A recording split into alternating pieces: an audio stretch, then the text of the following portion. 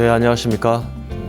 지혜로운 삶을 위한 실용주어. 오늘은 수천수장을 좀 알아볼 건데요. 이 수천수는 때를 어떻게 기다릴 것인가라는 큰 의미가 있습니다. 주역에서는 우리 삶에 다양한 의미를 새기게 해주고요. 또 우리가 어떻게 또 이 삶을 현명하게 살아갈지를 말해주는데요. 이 수천수를 오늘 알아보도록 하겠습니다. 먼저 이 화면에 보는 바와 같이 왼쪽에 작대기가 6개가 있죠. 여기에 보면은 끊어져 있는 것도 있고, 한일처럼 이어져 있는 것도 있습니다. 이게 이제 끊어져 있는 것은 그 다음에 연결이 되어 있는 일자로 되어 있는 거는 양. 이렇게 음과 양이 두 개가 합쳐서 6개를 이루고 있는데요. 먼저 이 3개와 3개가 합쳐지는 겁니다. 그래서 8궤라 그러죠. 그래서 이 8궤 중에 3개짜리 또 3개. 그래서 위에 보면 3개가 끊어져 있고 이어져 있고 끊어져 있죠. 이건 물이라는 의미의 궤입니다. 그래서 위는 물이고 아래는 모두 다 이어져 있죠. 이거는 아래는 하늘이다라는 뜻이죠. 그러니까 이 얘기는 뭐냐면 하늘 위에 물이 있다. 이 얘기는 무슨 얘기예요? 구름이 가득 차 있다는 얘기죠. 그러니까 비는 오지 않고 구름만 가득 차 있다. 그러면 어떻게 해야 되죠? 기다려야죠. 비가 올 때까지. 그래서 궤상을 알아봤습니다. 자, 이 주역의 원문이 있는데요. 이제 역경이라고 이러죠. 그래서 먼저 본문을 한번 살펴보도록 하겠습니다. 본문을 읽어볼 텐데요. 우리 시청자 여러분들도 천천히 한번 따라서 읽어보면 좋을 것 같습니다. 수는 유부하고 광형하면 정기라고 이섭대천이다. 수교하면 니용항 무군이라. 수사 소유원 종길하다. 수니하면 치구치하고 수혈하면 출자혈이다. 수주식하면 전길하다. 이부열 유불속 지객삼인내 경지 종길하다. 여기까지가 수천수궤의 본문입니다. 굉장히 어렵죠. 이 주역은 다시 말씀드리지만 고도의 운유법으로 서술을 해놓은 것이죠. 그렇기 때문에 이 주역을 해석하는데도 굉장히 많은 차이도 있고요. 사람에 따라서 전문가들이 달리 해석하기도 그렇습니다. 그래서 이거를 직역을 하면은 바로 어떤 내용이냐? 바로 이렇습니다. 믿어라. 배움이 밝아오면 끝이 이롭다. 그리고 큰 강을 건널 때가 온다. 큰 강을 건널 때가 온다는 얘기는 내가 어떤 일을 도모한다는 얘기겠죠. 그 다음에 성 밖에서 배우고 기다리면 늘 쓰일 정도로 이롭고 허물이 없다. 모래톱에서 기다린다. 모래톱이라는 거는 이 강이나 바다의 하구를 얘기하는 거예요. 거기에 모래가 쌓이죠. 여기를 이제 모래톱이라고 이러는데요. 그래서 구설수가 조금 있지만 끝내 길하다. 이런 풀이로 해석할 수가 있습니다. 그 다음에 진흙탕에서 기다린다. 도둑이 몰려온다. 그리고 피 흘리며 기다린다. 라는 풀이로 해석할 수 있습니다. 스스로 편안한 동굴에서 나온다. 술과 음식을 먹으면서 기다린다. 그러니 끝내 길하다. 편안한 동굴에 들어간다. 부르지 않는 손님이 셋이 오더라도 그들을 공경하면 끝내 길하다. 자, 시청자 여러분, 궤상도 어렵고요. 본문, 이 주역 안에 있는 이 본문 역경 속에 있는 본문도 어렵죠. 따라 읽기도 어렵죠. 그리고 해석하고 풀이한다는 것 자체도 도대체 무슨 얘기인지를 전혀 모르겠잖아요. 그래서 이 수천수의 중요한 핵심 몇 가지, 이 수천수가 우리 삶에 어떤 지혜를 주는지 이 몇 가지만 다시 재해석해서 오늘날 현대적으로 잘 적용을 해보도록 하겠습니다. 자, 이 수천수에서는요, 이런 얘기를 하죠. 믿음, 자신감, 그 다음에 목표가 명확한 기다림은 반드시 성공한다. 이 얘기를 좀 더 쉽게 풀면은 조급해하지 말고 성실히 배우고 기다리면 때가 온다. 이 얘기를 하는 겁니다. 이거를 또 다시 한번 더 해석해 볼까요? 자, 중국 2011년에 텐궁 1호라는 우주 정거장을 만들 토대, 이게 인공위성인데 엄청나게 큰 거죠. 인공위성 말고도 우주 정거장이 따로 있습니다. 이 우주 정거장을 러시아와 미국에 있는 우주 정거장을 대체하는 중국의 텐궁 1호가 올라가 있는 거죠. 2011년도에. 그리고 2013년도에는 달에, 그 달나라에 토끼와 개수나무가 있다는 이 달나라에 중국 국기인 오성홍기를 꽂았다는 거 아닙니까? 근데 이게 기다림과 때를 기다림과 무슨 상관이 있느냐? 어마어마한 노력이 있었다. 약 60년에 걸친 엄청난 투자와 연구와 노력이 오늘날 중국의 우주 굴기라고 하는 이런 엄청난 효과를 발휘한 거죠. 그 주인공은 바로 첸쇠선입니다. 첸쇠선. 이분은 1935년도에 공비라 그러죠. 공비. 무장간첩이다 오는 옛날 공비가 아니고 국가에서 비용을 댄, 그러니까 국가장학생으로 미국 MIT 항공공학과 항공기 설계 전공에 1년 만에 석사 학위를 따고요. 그 다음에 캘리포니아 공대, 할텍이라고 그러죠. 여기에서 박사 학위를 받고 미국에서 연구를 하다가 중국을 들어와서 오늘날 중국의 우주 굴기를 이끈 그 장본인인 거죠. 이 첸쇠선은 당시에 메카시 열풍이라고 하는 미국의 공산주의 색출에 여기에서 굉장히 힘들었습니다. 그 당시에 나물레 아니면은 갈래, 이 기로에서 과감히 중국 모국으로 귀국을 한 거죠. 아마 이런 얘기를 합니다. 전문가들은.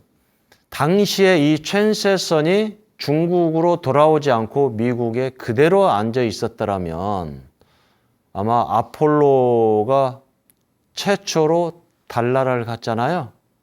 바로 이 첸쇠선이 주도를 했을 것이다. 나사에서. 전문가들은 그런 얘기를 합니다. 그리고 1970년 4월 미국, 소련, 프랑스, 일본에 이어서 중국은 스스로 인공위성인 동팡홍이라는 인공위성을 쏘아 올리면서 중국이 세계 5번째로 우주클럽에 가입을 합니다.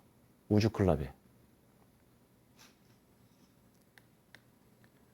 그리고 이 중국 정부는 대약진운동이라는 극약 처방과 함께 사회주의 계획 경제 체제를 이용해서 물적, 인적 자원을 집중한 거죠. 이게 무슨 얘기냐면은 일반적인 자본주의는 물론 중국은 사회주의와 자본주의 성격이 같이 섞여 있지만은 사회주의는 다르죠. 당이 결정하면 시작한다. 하지만 자본주의는 여러 가지 사회적 합의를 거쳐야 되고 많은 절차가 필요하죠. 실제로 독재 정권이 경제적인 부흥을 일으키는 데는 굉장히 유용합니다. 정부가 주도적으로 나서서 모든 국가의 역량을 총집결하는 데는 독재 또는 사회주의 국가들이 굉장히 그 성과를 많이 발휘했던 건 사실이죠. 그에 반면에 자본주의는 사회적인 합의가 집단이나 기관이나 많은 국민들의 협의를 얻어내야 되기 때문에 느린 것도 사실이고요. 그래서 이 중국 정부가 60년이 넘는 엄청난 시간과 노력 끝에 바로 오늘날 중국 산업을 세계적으로 끌어올린 거죠. 현재는 중국 산업은 국책 연구기관인 국가과학원, 이게 중국과학원이라고도 얘기합니다. 그래서 우주를 탐사하고 달을 여행하고 첨단 복합적인 이런 핵심적인 융합적인 역할들을 수행하고 있는 거죠. 이 사례를 보듯이요. 오늘날 이 중국의 우주 굴기는 단순하게 집중적으로 1, 20년 만에 이루어진 게 아닙니다. 때를 기다린 거죠. 때를. 부단히 노력하고 자중하고 큰 강을 건널 때를 기다렸다. 이런 의미로 볼 수가 있습니다. 자, 그 다음에 이 수천수에서 말하는 핵심적인 내용 하나 또 그 장소에 가서 기다린다. 그 장소. 그러니까 학문과 경험을 갈고 닦으면 언제든지 쓰일 정도로 실력을 키워라. 이런 얘기거든요. 학문과 경험을 닦는데 바로 하나 사례를 좀 말씀을 드릴게요. 우리 시청자 여러분들의 이 좀 상식적인 면인데요. 하이니 법칙이라는 것이 있습니다. 하이니 법칙. 그래서 지금 전 세계는 지금 지진으로 엄청난 어려움을 겪고 있잖아요. 그래도 우리나라도 마찬가지로 지진은 아니지만 큰 재난을 겪었죠. 상품백화점이랄지 성수대교 붕괴랄지 이런 커다란 충격적인 이런 사건들이 있었는데 이런 큰 대형 사건이 한 번 나오는데 바로 29번 정도의 작은 사건이 생긴다는 거예요.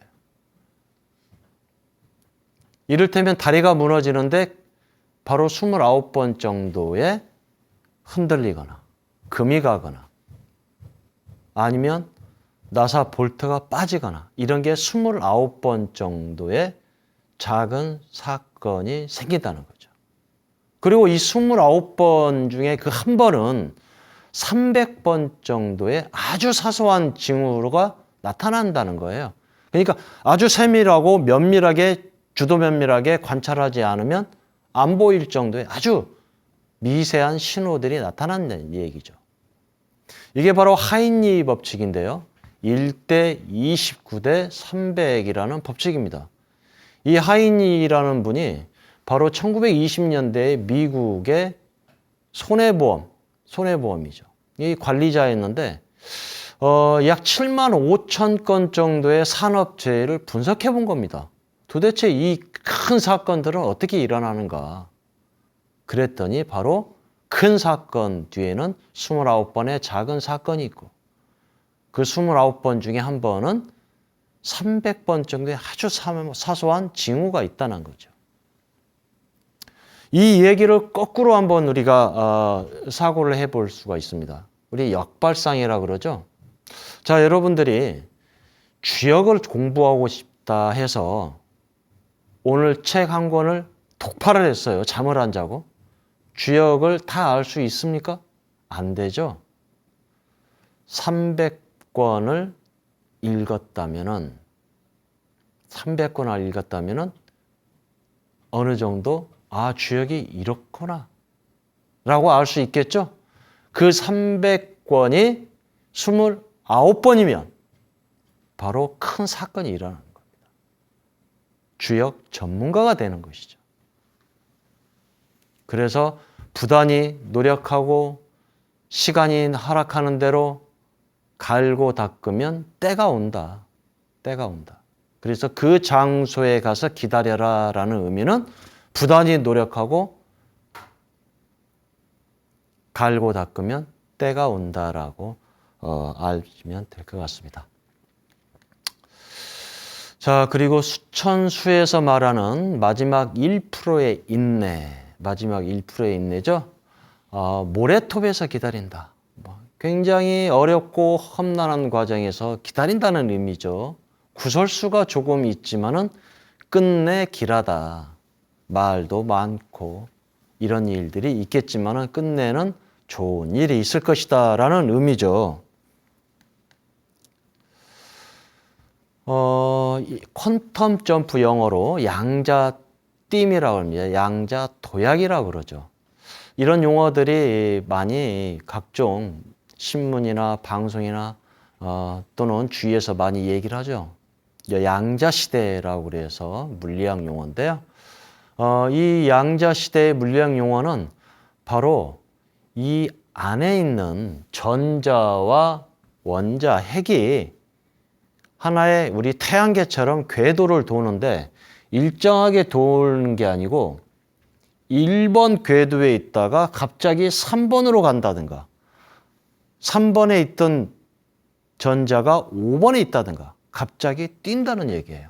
그러니까 우리가 눈으로 볼 때는 이동하는 게 보여야 되는데 이동하는 게 안 보인다는 얘기죠. 갑자기 귀신처럼 나타났다는 얘기죠. 이게 바로 이제 물리학에서 얘기하는 양자도약, 퀀텀 점프라고 그러는 거고요. 또 하나는 경제학에서도 이 퀀텀 점프라는 용어를 사용합니다. 이게 무슨 얘기냐? 기업이 부단히 노력을 해요. 정말 투자도 많이 하고 직원들 교육도 많이 시키고 그리고 그 CEO, 대표는 잠도 안 자고 많은 경험을 쌓고 그런데도 기업이 성장을 하지 않아요. 눈에 띄게 보이지 않아요. 조금씩 좋아지는 거죠. 아주 조금. 투자에 비해서. 그런데 어느 날 갑자기 그 기업이 급격히 성장할 때를 바로 퀀텀 점프라고 얘기를 합니다. 좀 더 쉽게 얘기하면 우리가 주전자 물을 끓일 때 99도까지는 어때요? 미지근하다가 좀 뜨겁다가 기포가 조금 올라오다가 마지막 99도 임계점을 넘어갈 때 펄펄 끓고 뚜껑을 들었다 놨다 하는 거죠?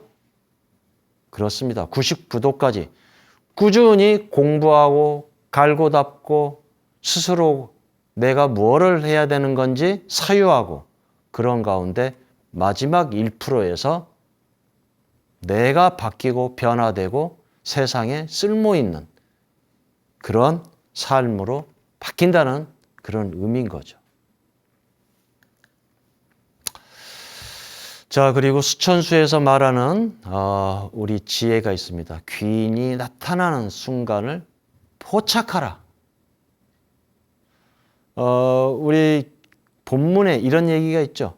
부르지도 않던 뜻밖의 손님이 찾아오더라도 이들을 공경하면 잘 대접하면 길하다. 우리가 초대하지 않는 손님이 왔을 때 어떻습니까? 굉장히 불편하죠. 그런데도 귀하게 대접하고 공경하면 끝내 길하다. 이런 의미를 던져주고 있습니다.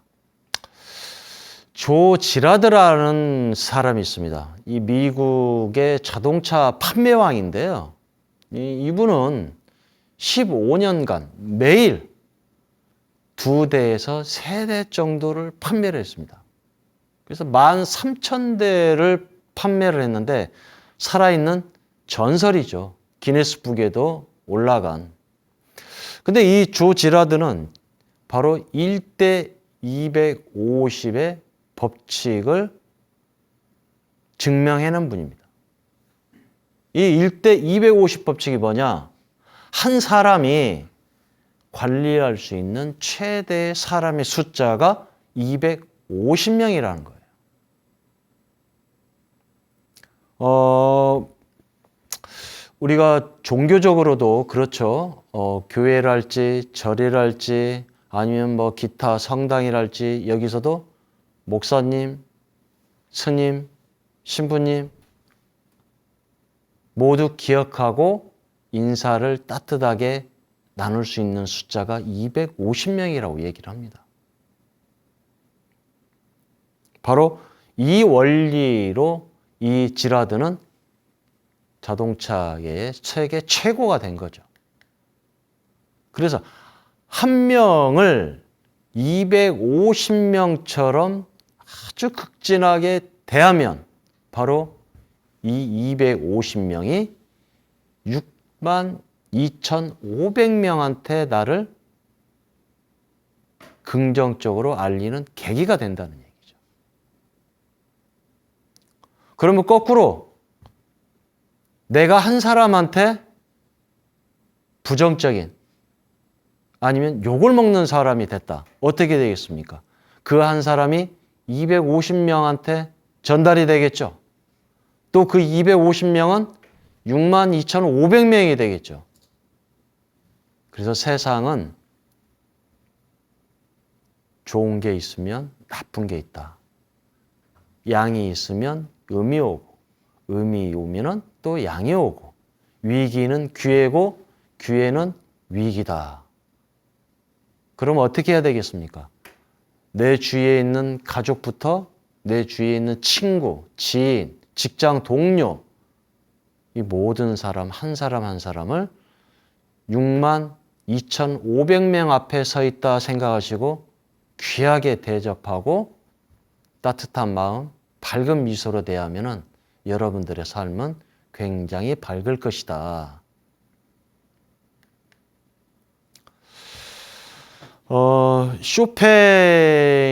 쇼팽이라고 있죠. 쇼팽. 굉장히 유명한 음악가죠.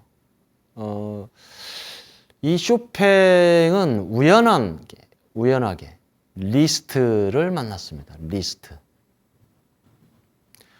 리스트를 만났는데요. 이 유명한 리스트의 특별한 연주회라는 게 있습니다. 그 당시 리스트는 굉장히 유럽에서 유명한, 요즘 시쳇말로 셀럽이죠. 유명한 음악가였습니다. 근데 당시에 그의 반면에 쇼팽은 무명이었죠. 그런데 우연히 만난 이 귀인이었던 이 리스트가 부단히 노력을 했어요. 쇼팽을 위해서. 연주에도 소개도 하고 많은 무대도 서게도 하고, 그런데도 쇼팽이 두각을 나타내지 않는 거예요. 그런데 쇼팽이 포기할 무렵 바로 리스트가 멋있는 특별한 연주회를 기획합니다. 당시에 이런 무대 앞에 불이 다 꺼지고 연주 음악이, 피아노 음악이 나오는 거예요. 근데 이 피아노 음악이 너무너무 멋있는 거예요. 당시 왔던 청중들이 기립박수를 칠 정도로. 당연히 리스트가 치는 줄 알았던 거죠. 드디어 연주가 끝나고 우리와 같은 박수 소리가 나면서 무대에 불이 켜졌는데 그 자리에는 쇼팽이 앉아 있었던 겁니다. 그래서 쇼팽이 단숨에 유럽 무대에서 두각을 나타내기 시작한 거예요. 이 리스트의 부단한 헌신과 친구의 각별한 우정, 이 둘 사이에는 용인이 있었던 거죠. 그 얘기를 우리가 똘레랑스도 얘기하고요. 논어에서는 화의부동이라고도 얘기를 하죠. 같이 어울리지만은 내 각자의 온전함을 가지고 간다. 이런 의미죠.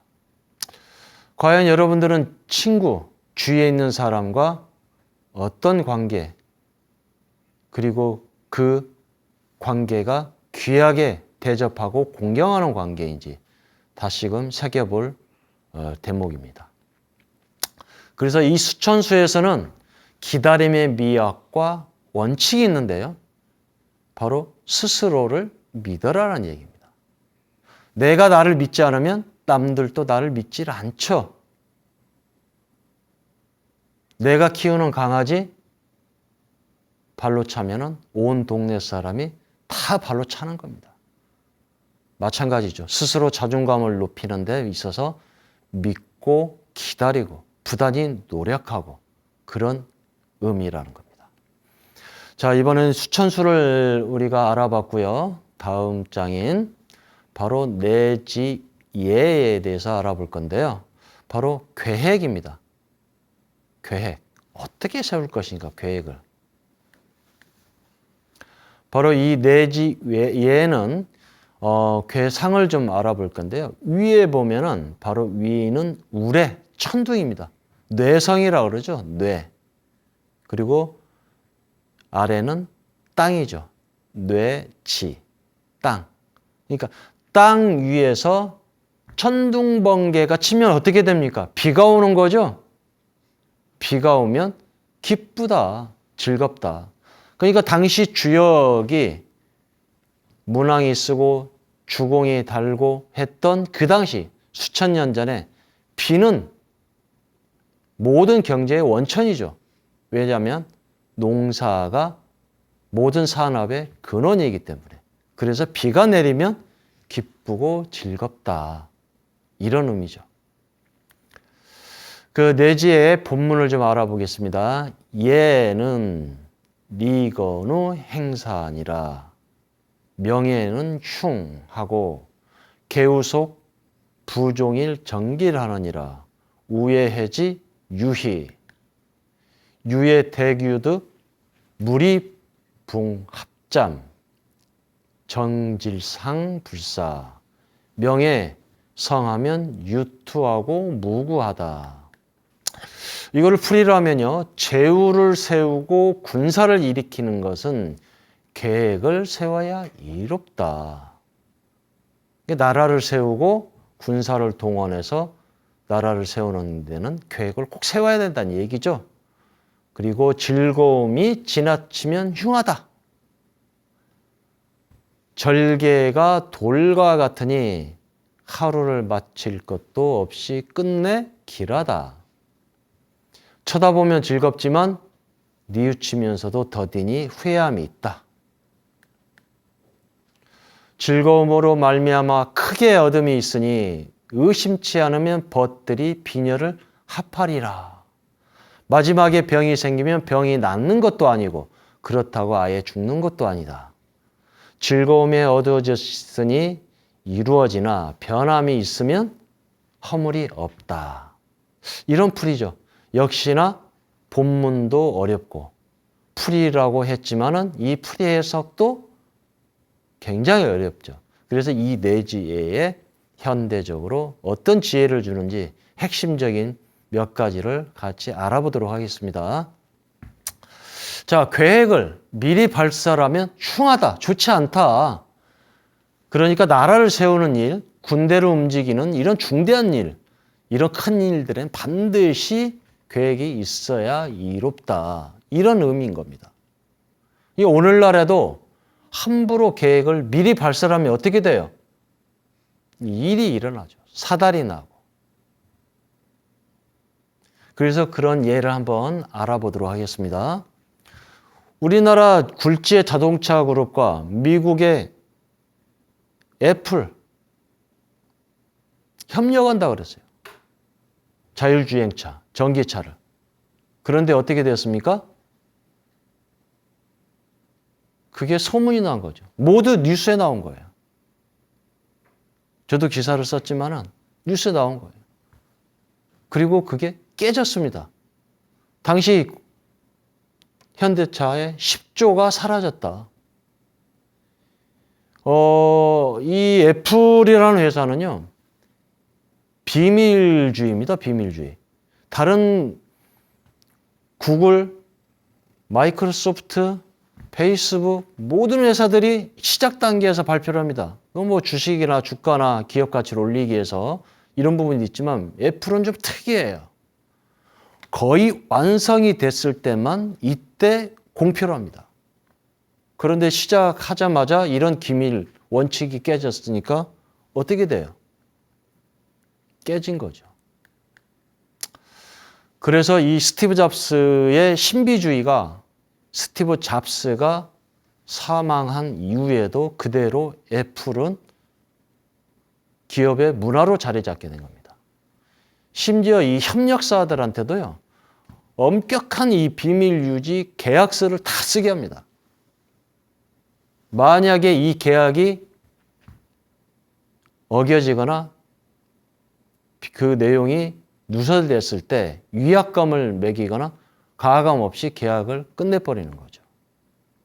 심지어는 이 협력업체 동시에 만나고 함정 수사까지 할 정도로 이 비밀 원칙에는 매우 엄격한 회사가 애플이죠. 그럼 이 회사가 이렇게 엄격한데 어떠냐? 오늘날 벌써 몇 년입니까? 시가총액이라고 그러죠. 전 세계 1위입니다. 전 세계 1위. 우리나라 상장한 기업들을 다 사고도 남을 정도의 그 금액. 지금도 그 애플은 1위를 고수하고 있는데 그 고수하고 있는 이유 중에 하나가 바로 엄격한 비밀주의라는 거죠. 굳이 이런 기업들을 말씀드리지 않아도 우리 주위에서 비밀 유지는 굉장히 중요하죠. 소문도 그렇죠. 소문도 너만 알고 있어. 너만이 250명이 되고 62,500명이 되는 겁니다. 절대로 비밀을 알리지 말아야 됩니다. 자, 그리고 계획보다 실천이 중요하다. 이 주역의 내용에 이게 있죠. 개우석. 그러니까 돌의 색에서 맹세를 하는 거예요. 개우석. 장개석 있죠. 대만 총통이었던 장개석이 이 주역의 개우석에서 따왔다고 그래요. 주역은 이런 맹세를 매일매일 멈추지 말아야 된다. 그래야만이 그 끝이 좋다. 이 얘기는 무슨 얘기냐? 계획과 더불어서 그 실천이 매우 중요하다는 것을 의미하는 겁니다. 그러니까 작심삼일 같은 이런 매우 안이한 자세로는 큰 일을 이룰 수는 없다. 큰 일을. 자, 이거 스탠버그의 이론인데요. 우리가 성공, 돈이든 학습이든 아니면 직장의 승진이든 어떤 일이든 성공이라는 게 각자 다 다르죠. 이 성공을 위해서는 세 가지가 필요하다고 얘기를 합니다. 첫 번째, 어떤 일에 대해서 내가 하고자 하는 일에 대해서 분석을 잘 해야 된다는 얘기입니다. 분석을 잘 해야 되고요. 두 번째로는 이거를 창의적으로 해야 된다는 얘기죠. 근데 남들이 하는 똑같은 방법이 아닌 다른 방법을 해야 된다는 얘기예요. 사마천이 쓴 화식열전이라고 있습니다. 화식열전. 경제 관련 책인데요. 여기에 보면 부자들을 이렇게 표현을 해요. 듣도 보도 못한 기괴한 방식으로 그들은 돈을 벌었다. 창의성을 얘기하는 거죠. 그래서 오늘날 돈을 많이 벌고 굉장히 앞서 있는 기업들을 보면 우리가 미처 생각지 못한 그런 발상으로 성공을 이룬 겁니다. 그리고 마지막 실천입니다. 실천. 굉장히 중요해요. 분석도 뛰어나고 창의적이지만 움직이지 않으면 어떻게 됩니까? 실천하지 않으면 절대 성공하지 못한다. 그래서 우리는 이런 얘기가 있죠. 앉아서 태산을 쌓는다. 생각만 태산을 쌓으면 뭐합니까? 직접 움직이고 실천해야지. 그래서 주역은 음이 양이 되고 양이 음이 되고 끊임없는 변화를 원래 얘기를 하는 겁니다. 움직이라는 얘기죠. 움직인다는 얘기는 실천을 하라는 의미이기도 합니다. 과도한 계획은 후회가 따른다. 그러니까 눈높이에 맞지 않는 계획, 그 다음에 분수와 내 여건을 고려하지 않고 이런 욕심은 후회가 따른다. 이런 얘기죠. 저는 이제 고향이 시골인데 어릴 때 서울에 올라오면 서울역으로 많이 오죠. 기차를 타고. 서울역에 딱 내리면 보이는 큰 건물이 있었습니다. 지금도 생생한데요. 이 기업이 1970년대에 기계, 조선, 자동차는 물론이고 중공업까지 진출하죠. 80년대에는 자동차, 전자통신, 항공우주 산업까지 이런 첨단 산업까지 확장을 하게 됩니다. 그리고 세계는 넓고 할 일은 많다 그래서 전 세계로 90년대에는 회사를 넓히죠. 그런데 겉으로는 이 회사가 굉장히 확장을 했지만 실제로는 국내에서 확장이 어려워지자 어쩔 수 없는 선택이라는 전문가들의 분석이 있습니다. 그리고 결국에는 애완이익이죠. IMF. 이때 이 회사는 아시다시피 파편화되는 거죠. 이 성공신화는 분식회계도 있었고요. 17조 원이라는 뭐 추징금도 받았고 내부적으로 굉장히 문제가 있었던 건데 골맞던 거죠.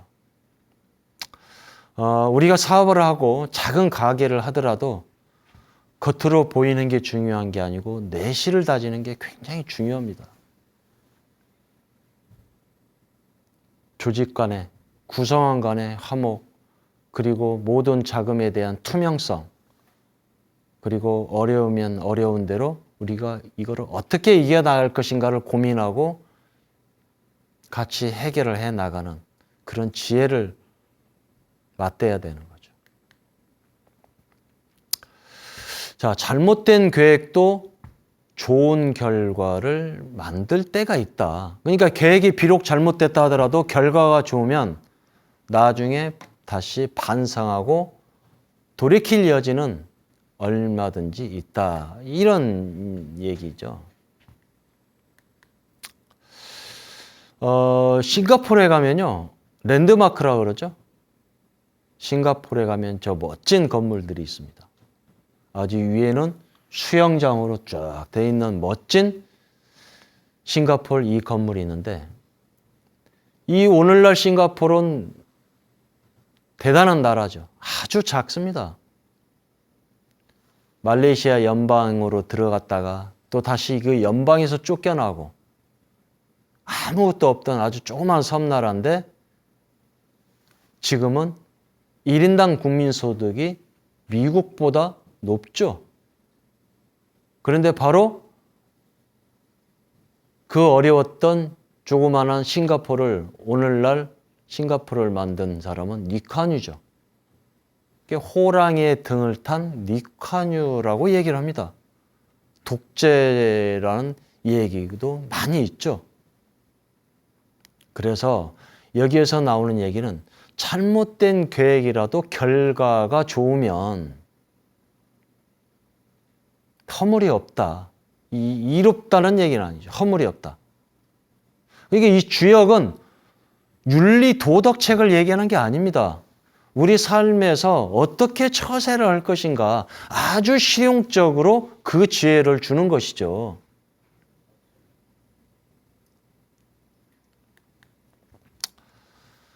그래서 이 뇌지 예에서 배우는 지혜는 계획의 중요성을 얘기를 합니다. 우리가 무슨 일을, 큰 일이든 작은 일이든 반드시 계획을 잘 세워야 되고 그리고 이 계획을 세웠다면 함부로 떠들지 말아야 되는 것이고요. 거기에 강한 실천력을 가지고 때로는 반성하고 돌아보면서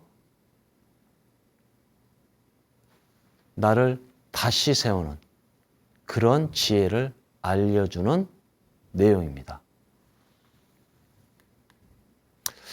자, 오늘은 수천수와 내지예 이 두 개의 계를 가지고 어떻게 우리가 지혜롭게 살 것인가 그리고 여기에서 우리가 어떻게 하면 실용적으로 살 것인가를 알아봤는데요.